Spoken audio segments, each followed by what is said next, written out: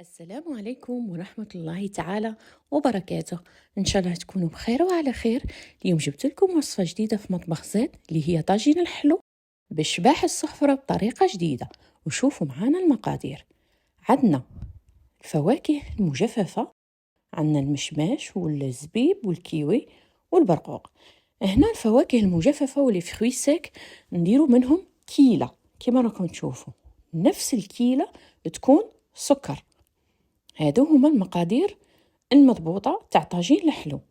نقدبوا هادوك الفواكه تاعنا المجففة، نديروهم كيما هكا في كسكاس باش نفوروهم. كيما راكم تشوفوا نديرو كل فاكهة مجففة نديروها على جهة، صدير نحطو البرقوق على جهة، الكيوي على جهة، المشماش والزبيب. شوفوا كيفاش حطيتهم بهذه الطريقة بعد ما كنت غسلتهم بيان سور. الآن نروحوا للسيرو تاع الفواكه تاعنا.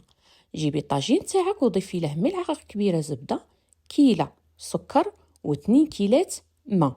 صدير في الكيلة تاع فواكه مجففة ديري لها كيلة تاع سكر و2 كيلات ماء، عود قرفة ونجمة الأرض.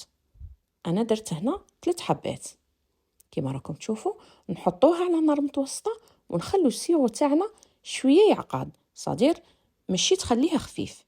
الآن الطاجين الحلو تاعي أنا رايحة نضيف له التفاح بهذا الحجم تاعه. صدير ما ديريش التفاح الكبير بزاف، ديري حجمه متوسط.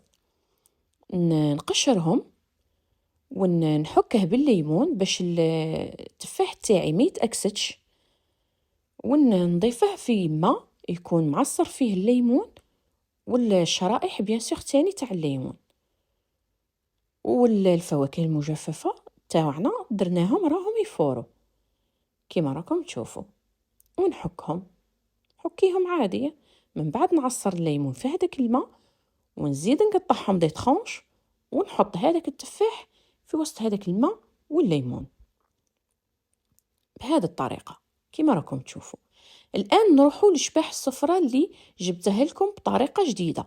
صدير الطريقة تاع الطابع وهذا الناس كاع تعرفها، جبتها لكم بطريقة جديدة.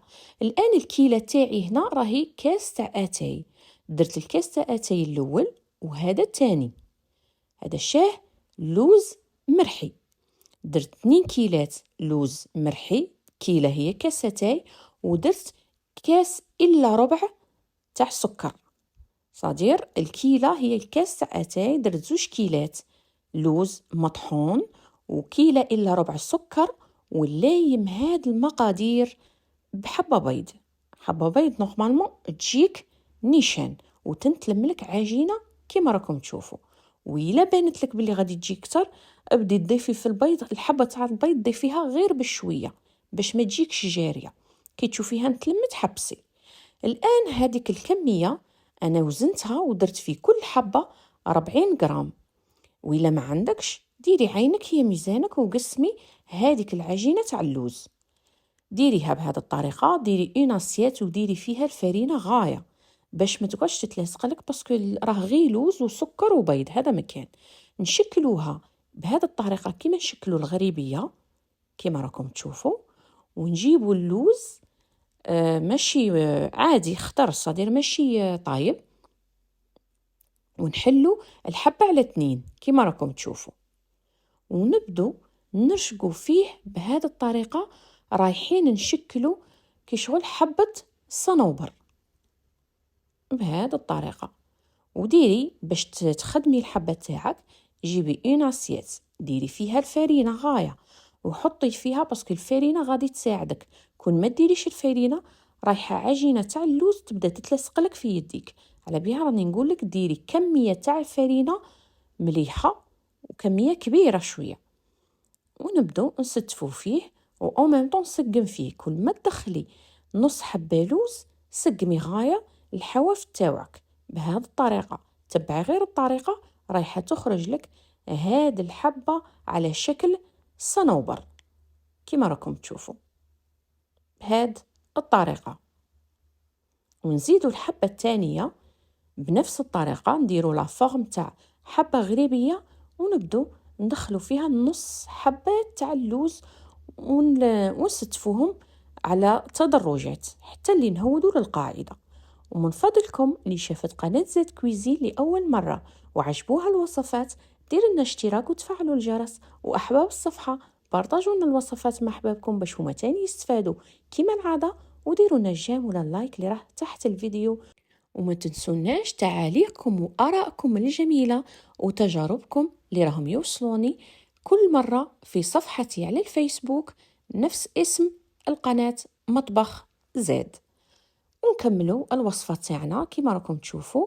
الآن جبت البلاطو تاعي، درت فيه بابي كويسون ودرت فيه كمية كبيرة تاع فرينة وحطيت فيها الحبات وندخلهم على فرن مسخن على 170 درجة، نحمرهم شوية ابين من التحت ومن الفوق يكونوا دوغي.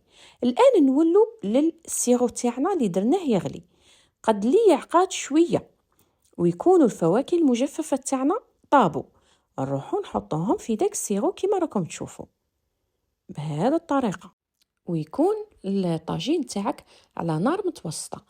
ونزيد نضيف التفاح اللي كنت قشرته وحكيته بالليمون ونقصه باش ولا ما تنقصيلهش كاع، ونخلوه مدة 10 دقائق إلى ربع ساعة لو طون اللي يطيب لنا هذاك التفاح، باسكو الفواكه المجففة تاعنا راها طايبة.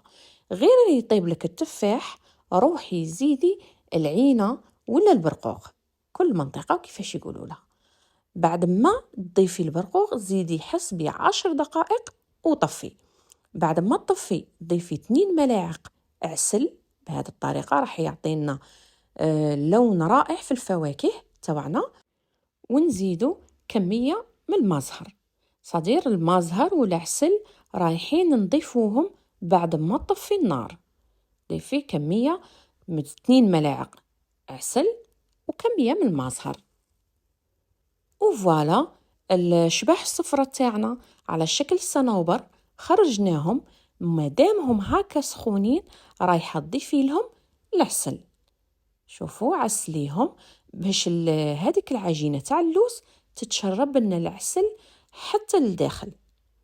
بهذه الطريقة راح يكون طريقة جديدة، ديكور جديد، باسكو شباح الصفرة بالطبع قاع الأخوات يعرفوا الطريقة تاعه.